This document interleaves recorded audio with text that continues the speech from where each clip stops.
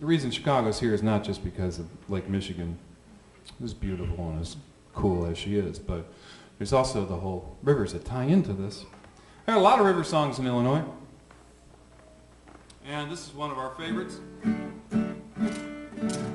Ever since, well, people can remember. We're going back to Mark Twain and Huck Finn and Tom Sawyer, and they were thinking about going down to a place in the southern tip of Illinois called Cairo. Now that's the place where the Ohio and the Mississippi come together. A very exotic place. Now Jimmy lived just north. Well, actually, you folks from the East Coast would probably say Cairo, but we in Illinois say Cairo. Just like we say Marseilles and Versailles and Bourbonnais and New Berlin. And Devon. Devon Avenue.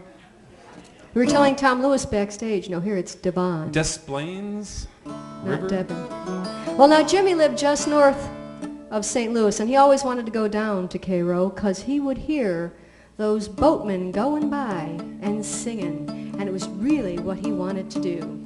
Going down Cairo, goodbye, goodbye. Going down Cairo, goodbye, Liza Jane.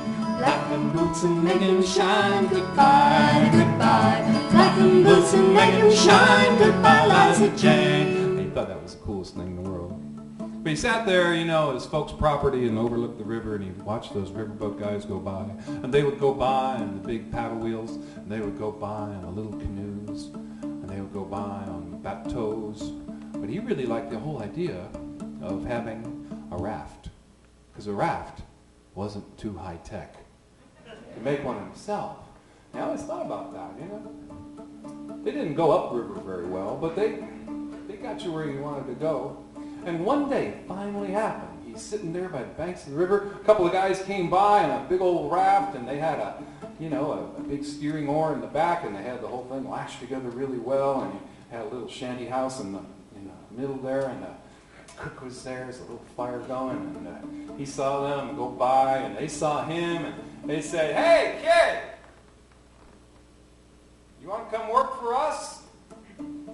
He said, "Wow, how far are you going?" They said, "We're going down to Cairo." He said, "I've got to ask my mom and dad." So he went and asked his mom and dad. He said, "Can I go down to Cairo?" And they said, "Sure." Of course, he was 35 years old at this time. They waited one heck of a long time to go down that river. So he got on board, and they shoved off and going down, and they're letting them take a trick at the steering oar every once in a while. And he was helping the cook make up some of the grub they were eating that day, and they ate a lot of beans on board that raft. They ate lima beans and Speckled butter beans. and baked beans and some spinach and maybe a little bit of salt pork. And some black-eyed peas. But they had something that rivermen, raftsmen love more than anything in the world. Biscuits. We're talking not frozen biscuits. We're talking fresh-made biscuits. The kind that you're smelling on the raft during your whole watch and the next guy's watch and the next guy's watch, and they're just down there in that little oven, and they've got just a little bit of fire going underneath it, some coals left from the fire before, and you're starting to get that aroma like the whole morning. And your mouth is watering, and you finally get that biscuit, and they gave him his biscuit, and he put a little bit of lard on it. Watch that lard melt down into that biscuit, and you take a big bite of that biscuit, and he said, "Wow! These biscuits are full of salt. They're terrible." And everybody looked at him and smiled. Now they smiled really big.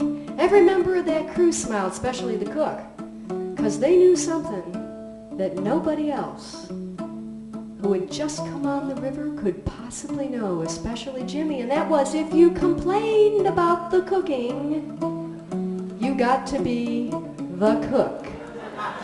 Well, he thought, hey, it's kind of romantic. I can cook. I cook at home for my folks. It's not a big deal.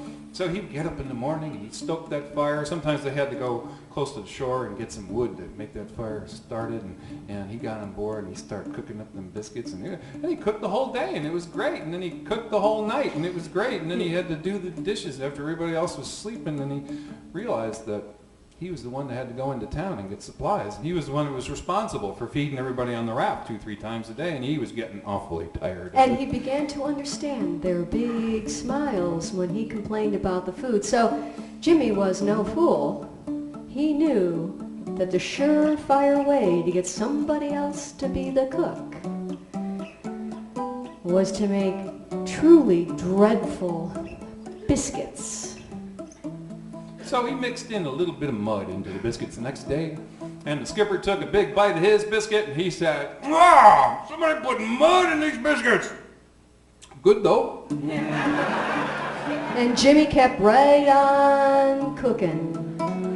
And they kept on singing, Going down Carol, goodbye, goodbye. Join us. Going down Carol, goodbye, Liza Jane. Black them boots. Blacking boots and making them shine. Goodbye, goodbye. Blacking boots and making them shine. Goodbye, Liza Jane. Well, the next day he thought, I got to do something else.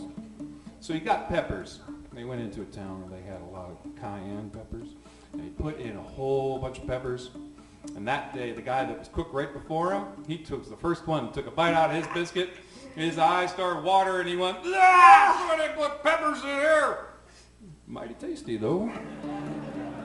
So Jimmy kept right on cooking. He kept thinking, now what can he possibly put into these biscuits that would get someone to complain? So now they pulled into shore. They went to port. He went to the store, and he got some provisions.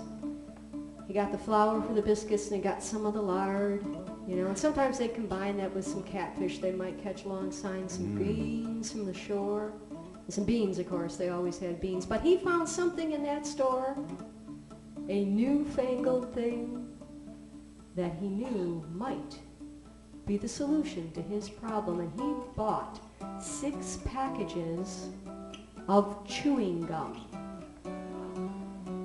He brought that chewing gum back on the raft. Didn't let anybody in the crew knowing about it. They didn't know at all.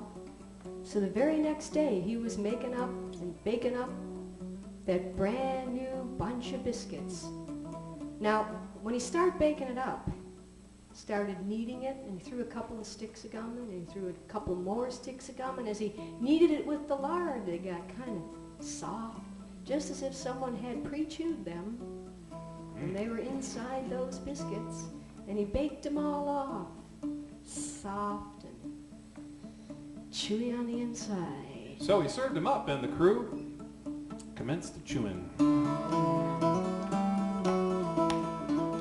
And chewing. I'm trying this one. Now we are Chewing.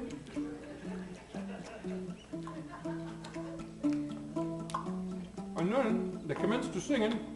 Going down Carol, goodbye, goodbye. Going down Carol, goodbye, Liza Jane. Now some people say the crew of that raft are out there still chewing to this very day. But you know what? If you go down a lot of the rivers in Illinois, you go aboard some of the paddle wheel steamers that are still around, you'll see people like Chris Valillo and well, let's see, Art Thien was out there for a long time, and on the Julia Bell Swain, where John Hartford started the whole thing out just a few years back. And those guys are still singing, Going down Carol, goodbye, goodbye. Going down Carol, goodbye, Liza Jane. Black and boots and making them shine, goodbye, goodbye. come on. Black and boots and making them shine, goodbye, Liza Jane. Thank you.